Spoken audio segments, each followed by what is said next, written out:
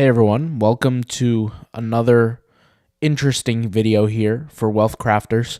First of all, we have 106 subscribers. I want to shout out every single person who've seen our very first video on this YouTube channel, Wealth Crafters.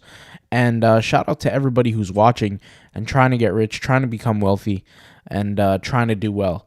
And even though I said trying to get rich and trying to get wealthy, they're definitely not the same thing. But we'll leave that concept for a different video. In today's video, I do want to continue on what I was talking about I was going to say yesterday, but the last video, where we kind of outlined how important it is for you to be financially free. And the more money you make equates to more freedom. And that's just a fact. And part of the reason why I personally want to make as much money as possible is not just for the money purpose, but also for more freedom. Now, granted, I pretty much have all freedom there is to gain, but I want more than just that. But anyways, I want to go ahead and talk about here how you can actually go about this wealth creation. And the reality is it takes pretty much 3 steps. And most people switch up the second and the third. And unfortunately, there have been many times where I wanted to switch up the second and third out of just pure emotion. But you guys have probably heard me say this before, where you can't mix business and emotion. You just simply cannot. And everybody has emotions, and the reality is not everybody listens to their logic. They listen to their emotion. And to be honest, if I was to admit perfectly and honestly, there have been many times where I have wanted to give into my emotion. So let me go ahead and kind of break down kind of the stages of wealth here. And I'm going to kind of answer a question that somebody asked me here in one of my videos about halfway through the video.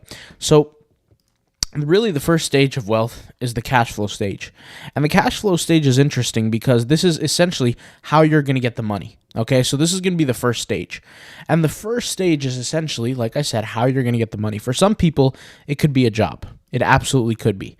For some people, it's a job plus a side hustle, right? So anything that you could think of that's going to produce an income, right? You got to list them here, okay? For other people, it could be a business that they're working on. For some people, they're working in the business, so they're an entrepreneur. Some people, they're working on the business. They're an entrepreneur. There's different kind of things, right? But pretty much you have a job, you have a side hustle, or you have a business. It's probably one of these. I mean, there's not really many places where you can kind of fit. I mean, you could make the argument of being a contractor, but then at that point, we're going into the nuances. The first thing you have to realize is that your job is to maximize this as much as you can. As much as you possibly can, you need to maximize it. If you're making $100,000 a year, try to shoot for more. If you're making $50,000 a year, try to shoot for more. If you're making $250,000 a year, try to shoot for more. The reality is the reason why you're trying to boost this part up is because you need to go to step 2. And step 2 is the investment stage. Right? And the investment stage, the goal of the investment stage, a lot of people get this wrong. It's not to save money, but it's to grow your current cash flow. Okay? So the whole phase of the investment stage is you're going to take your money and you're going to put it in places that create passive income. So you're growing your money, creates passive income. So for the people who have seen my other YouTube channel, when they heard me talk about how I'm working on print on demand, for example, and then I hire out virtual assistants, I'm slowly moving to the investment stage. Now, the reason why the investment stage is pretty interesting is because there are millions of type of investments. You can talk about a business type investment where you create a system and an operation where you hire an employee. That's an investment. It could be starting a new tactic in your business. So maybe starting to learn how to advertise or starting SEO for a blog. That could be an investment. It could also be an investment in real estate. It could be an investment in stocks and bonds, etc.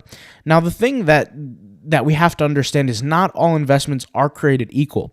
And when we come to the stage of investments, there are really 2 main investments, okay? And especially when we're talking about passive income, because there are different types of investments, like we just mentioned, like the skill kind, where you're adding a new skill and all these kind of things. But those are not really investments that create passive income. Those are investments that increase cash flow. So in reference to investments that increase passive income, there are 2 kinds mainly. There are non-tax deductible, okay, or tax deductible and reductible, right? So let's put a little plus here and reductible. And then they are tax deductible. So we're going to put a little R, tax deductible and reductible, okay? And the reason why we need to talk about this is I want to give you an example. So imagine you make $200,000 a year. You've been maxing out as much cash flow as you can be making, right? And you're making $200,000 a year. And you, after your bills, after your family is taken care of, after, you eat, everybody's fed, everybody's taken care of, you have, let's say, 120 left over, okay? So 120,000 left over. If you take your money and you invest in a REIT, for example, which I believe is spelled either R-I-E-T or R-E-I-T. Either one. Let's see. REIT. Let's see. REITs. R-E-I-T. Okay, there we go. If you invest in a REIT, okay, this is a non-tax deductible investment. Okay, that yields passive income. If you invest in real estate manually, okay, and real estate and REITs are not the same thing, and I'll explain why. I'm just simply giving an example here, okay? If you invest in real estate, it is tax deductible and reducible. Why? Let me explain. So when you're focusing on generating passive income, like we said, there's ways to take your money, put it into new places that create new money. And that's kind of the whole point of going the investment route, which is stage 2. Okay? So stage 1 is the cash flow, stage 2 is the investment stage, and then finally stage 3. And I'll explain what stage 3 is in just a minute. And this is kind of the 3 stages to wealth. Okay? Here, right? And I'm using REITs as an example. It doesn't have to be REITs. I'm just simply using it as an example. REITs create passive income, meaning I can go on Robinhood or whatever kind of trading kind of platform, and I can purchase different kinds of REITs. And REITs are essentially like, think of a stock that the company of that stock manages real estate, and the real estate pays off dividends, right? It pays off, cash flow, things like that. And from the REITs, 2 things happen. The value of the actual REIT goes up and down. So it goes up sometimes, it goes down sometimes, but more importantly, yields a dividend, right? Same thing with a fund, right? If I go to a real estate fund, there's many types of funds. If you're familiar with Fundrise, if you're familiar with Grant Cardone's investment funds, things like that, being an accredited investor, having $250,000 or more, or I think $500,000, or making $250 a year or something like that, and with a net worth of over $1 million, something like that. I can't exactly remember what the rules are to be accredited. I personally have not invested with Grant Cardone, so I don't know.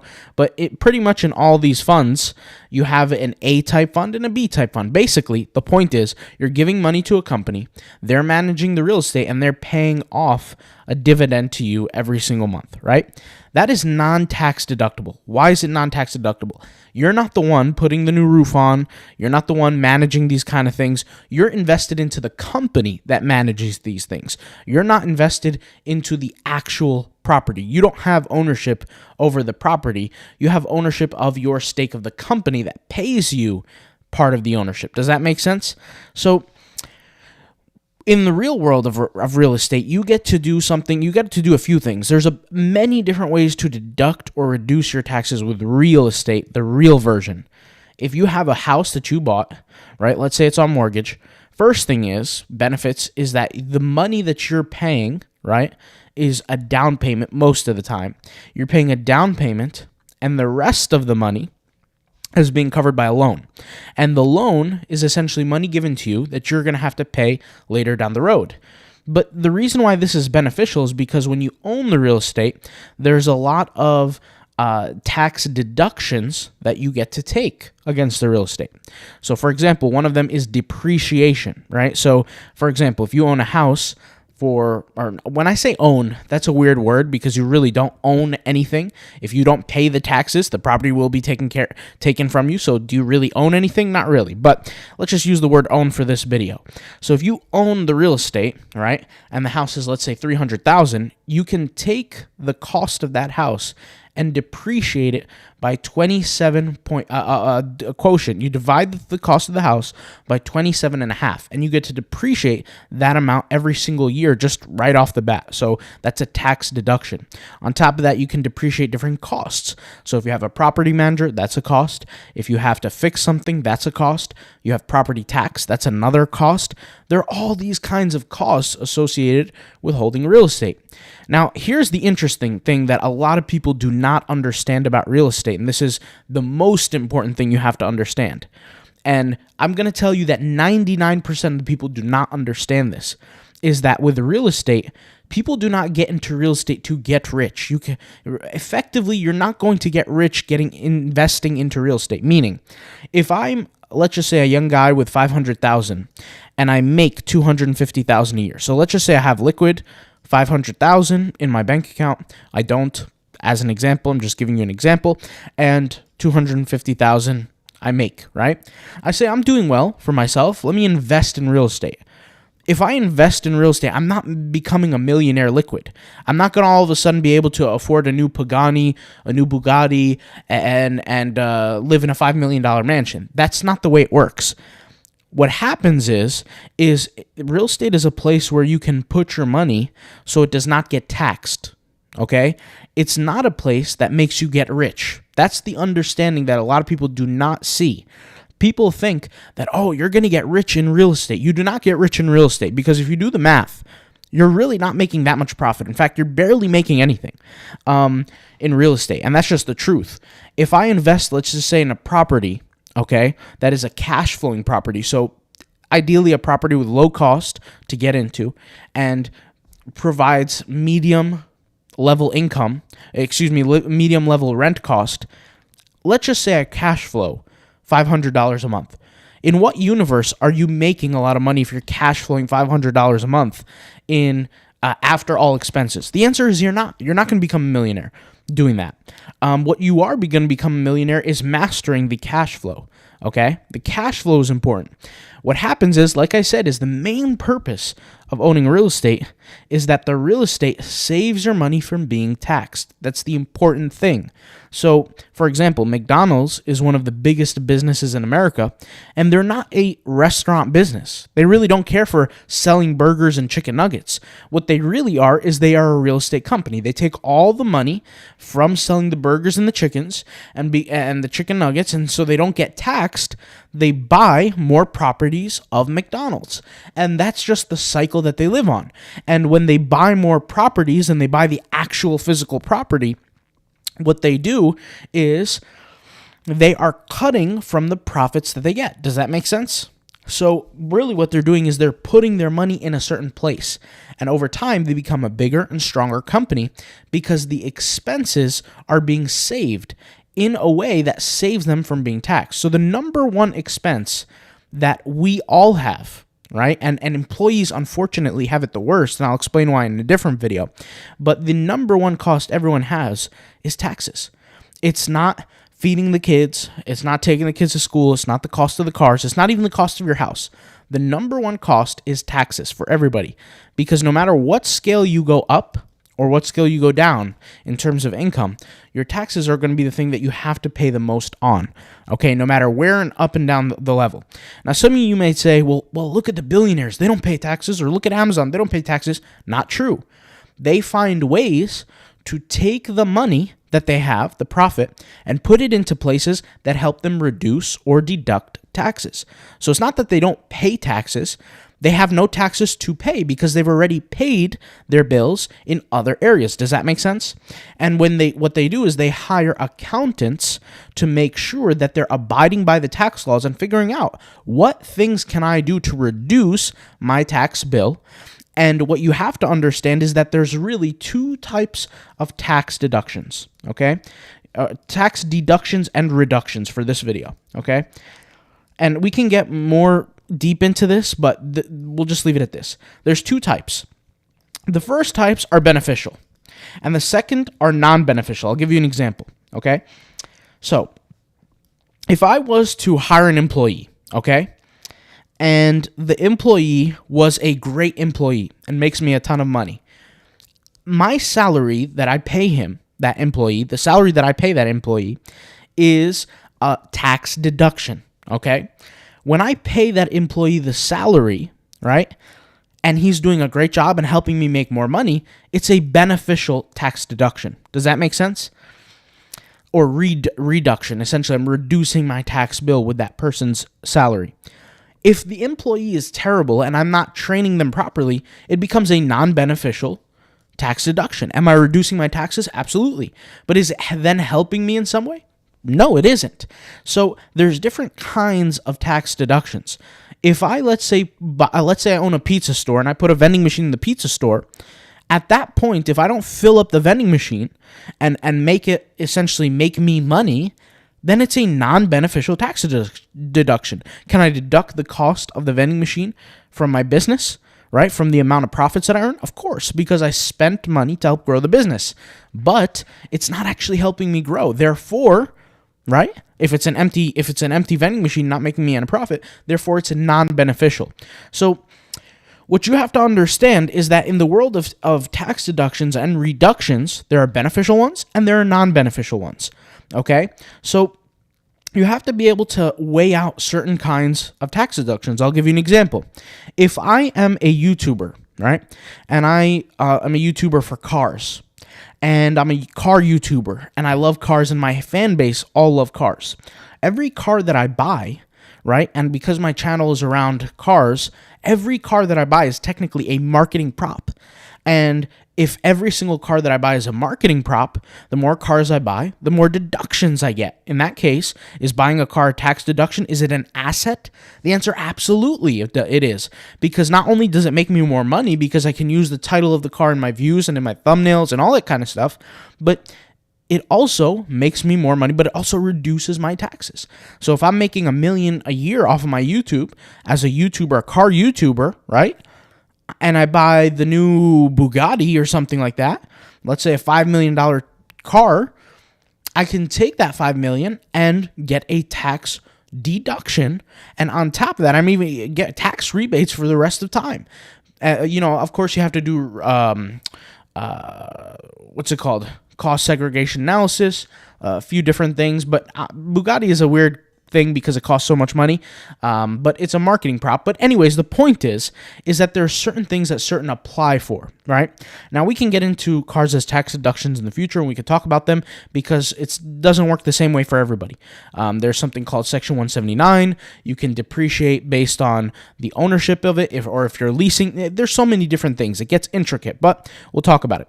The third phase, finally, of getting wealthy is spending what you want, meaning the leisure items, through your investments only. That's the thing. So that's kind of the third stage, is doing this. What happens is, and this is what most people mess up on, and unfortunately I have almost been a victim of this many times, like I said, because of my emotions, is that I want to spend my active cash flow. And that's wrong. That's the wrong thing to do if you want to get wealthy. What you need to do is you need to take all your cash flow, put it into your investments. The investments create more passive income. And then off the passive income, you live off of that in your spending. Now, people may say, well, what if I'm a single mom? Or what if I don't make enough money? Or what if whatever? You only live by this strategy, guys, where you can live by this strategy. If you're making $1,000 a month and you're barely putting it together, then obviously you don't have money to make investments. You need to fully focus on your cash flow. But for people who have gotten past the point of, hey, what's next? I'm finally making good money month to month. You have to say, okay, I need to focus purely on cash flow and maximize this. With the income that I'm making that's extra, I put it into investments that turn into passive income. The passive income, then when I want to buy that fancy new thing or a watch, a belt, a car, whatever the case may be, and I'm already doing well for myself, meaning I'm already taken care of, then I go put it into the third category, which is that's when I get to spend. And I only get to spend the investment money. So let's go ahead and break this down. So let's use an example here. Let's say let's bring a few characters here. Let's draw a picture of Sydney here. And Sydney, let's give her a nice little ponytail, okay? Sydney is 24 years old. And let's say she makes $41,000 a year. After tax, she's probably looking at a 40% tax rate, which, let's go ahead and do the math on that. 41,000, right, times 0.40, or excuse me, 0.40, there we go, which is 16.4. So we could do 41,000 minus 16.4, and we're just doing estimates here. I'm not giving you exact numbers. Let's just say she's making 24,600 a year. Okay, which is really not that much income, but 24,600. Okay, 24,600.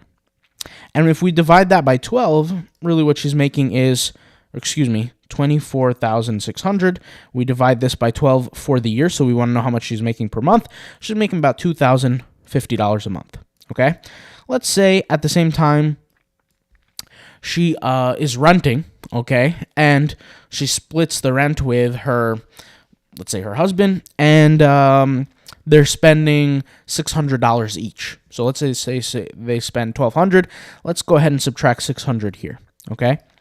And let's take 2,050 minus 600, and you get 1,450. So 1,450. 1,450 is what she has left at the end of every month after taxes, after rent, but now she still has to pay for food. Maybe she's got a pet, maybe whatever the case may be. And you could break this down however you want, but she has $1,450. She still has to pay other things, okay?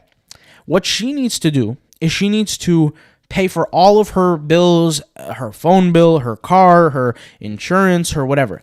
If she's lucky, let's just say at the end of the month, she has $200 left. Because let's face it, there's a lot of fees. Car insurance, groceries, she might have a pet, gas for the car, new tires here and there, maintenance for the car, new clothing. Let's say there's a wedding coming up, she needs to buy a dress, whatever the case may be. Let's just say she has $200 a month. Is $200 enough to go then put into investments? The answer is absolutely not. $200 a month is not enough. So what does she have to do now? Ideally, either she could save the 200 or spend the 200. Either way, it's not going to make a difference in her life. What she really needs to do is she needs to focus on improving her cash flow. That is the most important thing she will need to figure out. And there are easy ways that she can do that, right? But she needs to focus on improving her cash flow. Why is that? It's because 200, even if she saves for years, let's just say she saves for 5 years, $200 a month, right, times 12 comes out to $2,400. So that means she's saving $2,400 a year. You take the $2,400, this is assuming no emergencies, nothing happens, times 5, she saved $12,000 in 5 years. That's not enough for an investment. Nowhere near enough, okay? If you want to feel the power of an investment, you need to have a very significant amount of cash flow, and you need to have it quickly, okay? So what I recommend in a case like this is she has to focus on cash flow at the highest level. At the highest level. It needs to be her priority, not the investment. One of the other mistakes that people make is they jump onto the next stage way too quickly. And you kind of got that when I mentioned about people's emotions, when I was mentioning the spending. There's a lot of people who might just start to do well and they want to spend very quickly. And trust me, I understand it. I've been in those people's shoes. When they finally started to do well financially, I wanted to finally spend it all, and I wanted to do well, and I wanted to feel the power of everything that I earned. And the reality is this is why some people say, oh, well, I made $1 million and I realized it wasn't that much money. This is why. Because you realize how much it does not make you in the investment stage. And I'll put things into perspective. So what she really needs to focus on is cash flow. And in the future, we can talk about things, how to improve your cash flow on a daily basis. We might even do it. We actually have to. We have to do many videos on cash flow. But let's just list out some things she could do, right? If she's working a certain job right now, let's just say she's a teacher. What can she do to make more money? Well, she could be a tutor. And she could work off time, right? Maybe she has a talent that she has, right? She could start a side hustle. Well, if she's starting these things to make more money, it means what she's doing really is she's starting a business, right? And with a business, what she really, really needs is an LLC. This is why I mentioned the LLC in the other YouTube channel. The LLC has a ton of huge benefits to it. But now what she can do is she can hold income against her taxes. So she can take more deductions than a normal employee would take. So for example, let's just say she has a car bill and she's driving to her customers' houses. Now she can reduce the cost of the car because of the LLC, because of the work she's doing for the business, right? There's certain things she could do to deduct her taxes and get a bigger refund at the end of the year. Does that make sense? As an employee and solely as an employee, she's going to be taxed the most out of all four categories of individuals in the world today, okay? And she's going to be taxed at least 40%, sometimes more. And obviously, in her case, she's not making that much, so it's about 40%, and she's single, so it's going to, or maybe she's not single, who knows, but the point is, an average of 40% is a lot of money. Now, what she really shouldn't focus on, obviously, is decreasing her tax bill, because she doesn't even make enough money anyway, but she needs to focus on making more money. Now, there are obvious ways to decrease the tax bills, like, for example, the LLC, when you have to take deductions and buy equipment for your business and things like that. That obviously helps, but there are other things that she could do to make more money. One of those things is starting a job, starting another job, starting a side hustle, etc. Now, we have to, like I said, divert more lessons in the future about cash flow, because a lot of people don't understand the nature truly of how to make as much money as possible.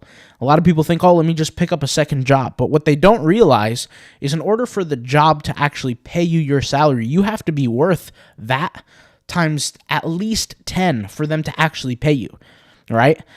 So in order for that to happen, you can have the ability to realize that you can make much more money without the job. But anyways, once she gets to a point where she's making more money in cash flow, what's going to happen is this is natural, she's going to want to go to the spending stage immediately. She's not going to want to go to the investment stage. Not because she has an aversion towards it or she has something against this stage. It's just that it's not on her mind, because she's doing well already financially. But I can tell you that not everybody will do well cash flow wise financially forever. It's just a simple proven fact. If you have the best business in the world, right, eventually there will become a time where it's not the best business in the world. If you're making money now, there will come a time where you're not making money, especially not as much. Let's just say you start a pizza business, and for 5, 6, 10 strong years, you're making $500,000 a year. There's going to come a time where the well is going to run dry. You're not going to do as well as you used to. And that's normal. That's just business. You can't stay on top forever. That's just the nature of it. Now, some of you will say, well, you can get better. You could do marketing. You could do this. You could do that. Yes, you're right. There's always something you can do to improve. But the reality is we're human beings. We don't always do well. That's the reality. So you take the money that you're making, you put in the investments, and then next thing you know, the investments are making enough money for you to live off of, for you to then spend off of. Let me give you an example. Let's do the pizza guy as an example. Let's say a man starts a pizza restaurant. For the first 5 years, he's making little to no money. Let's say he's making $2,000 a year in profit at the very, very end. So first of all, he's lucky enough to even profit. Most people don't. But let's just say at the end of the year, after all revenue, after all expenses, let's say revenue-wise, he makes $250K, right? And he spends $248K to run the business, okay? If he's doing that, really what he's making is about $2,000 a year. If he's making $2,000 a year profit, he's treading water. He's barely surviving. In fact, he might not be surviving. He might be living at his mom's house. You never know, right?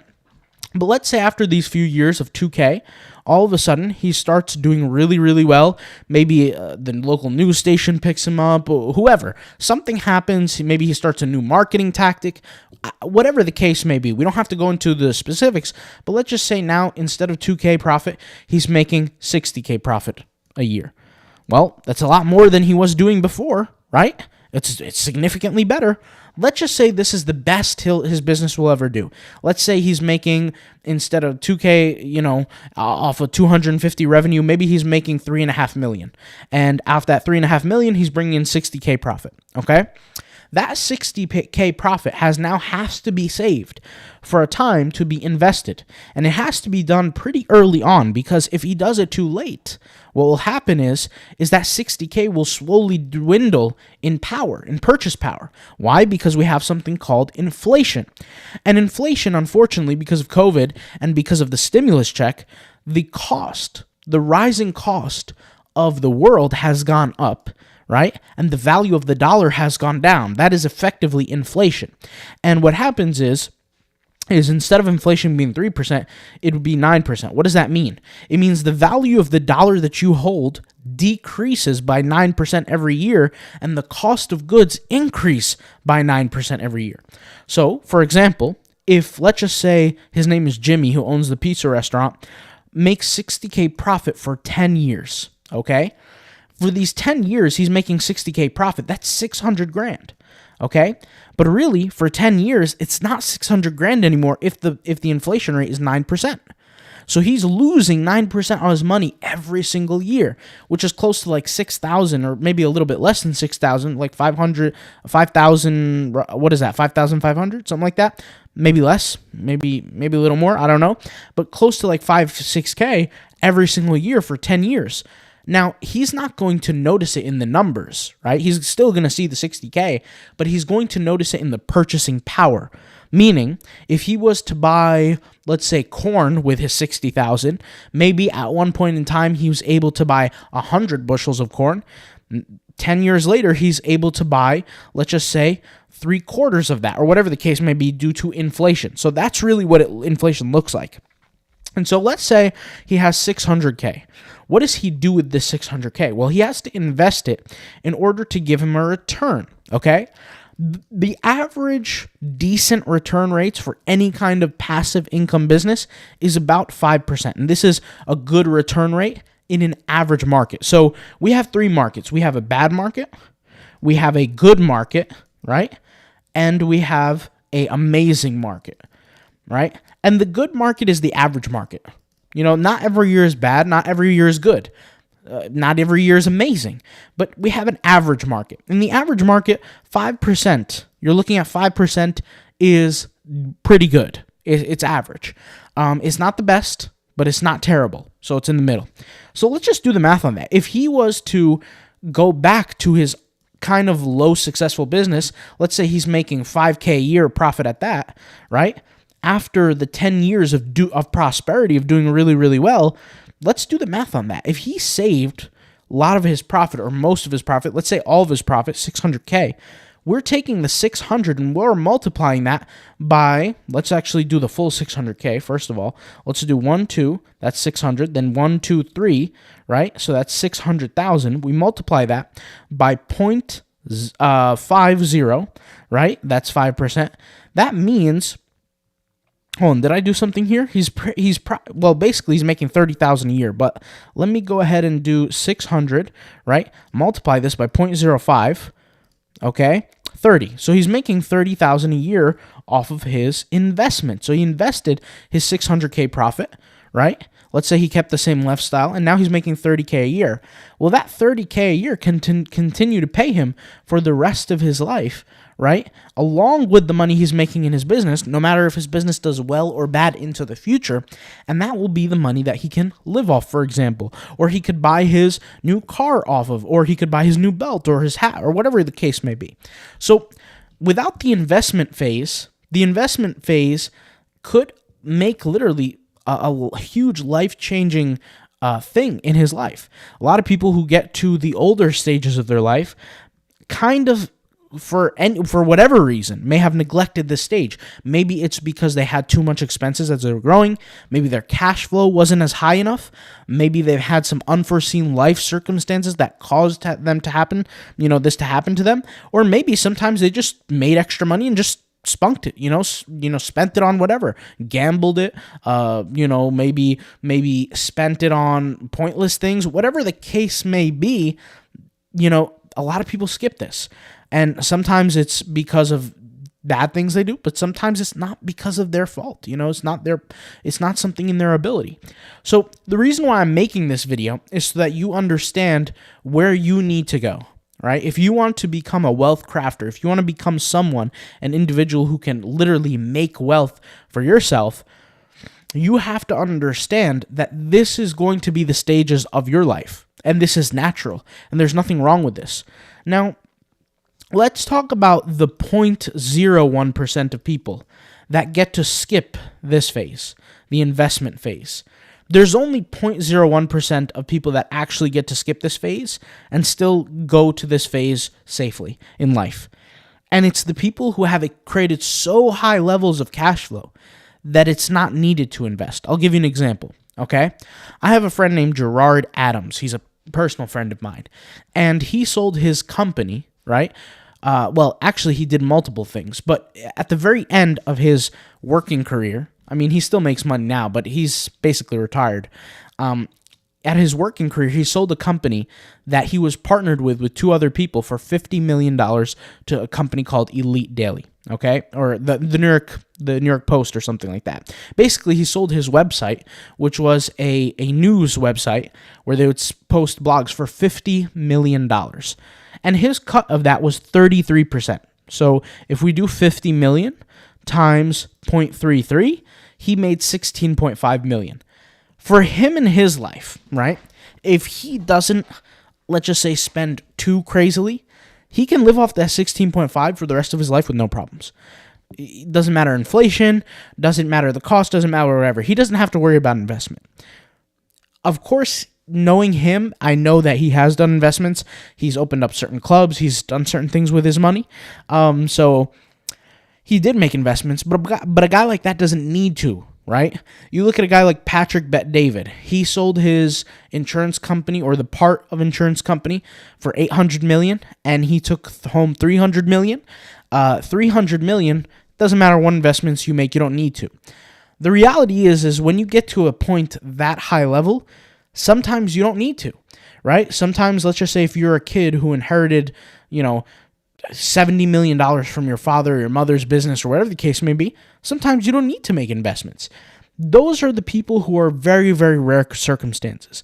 Most people, me and you and everyone else included, who watch this probably are going to have to make investments. That's the reality. That's most people. And there's nothing wrong with that. Your 401k technically is an investment. Now, there's a psyop behind that. A lot of people don't understand how they make money off the 401k. It's not as simple as just putting money in a market. It's not like that. But there are lots of things that move behind the scenes that actually get you to do that, and why you feel inspired to do that, which is a lot of the reason why I want to make these videos, because the world has literally psyoped you. You psychologically operated on your brain, making you believe certain things are more valuable than others. This is evident in so many things, and I'm not just talking about you, I'm talking about the world. That's really what I mean. I'm talking about the world, the population, but we can get into why that is. But these are the 3 stages of essentially wealth. And I said something in the beginning of this video, and I said being wealthy and being rich are not the same thing. They're crucially different. And I'm going to speak about that in my next video. So if you're interested, stay tuned, and I'll be posting another video momentarily, either within the next day or the next few days. All right, I'll talk to you guys later. Thank you guys for watching. Peace out. Bye.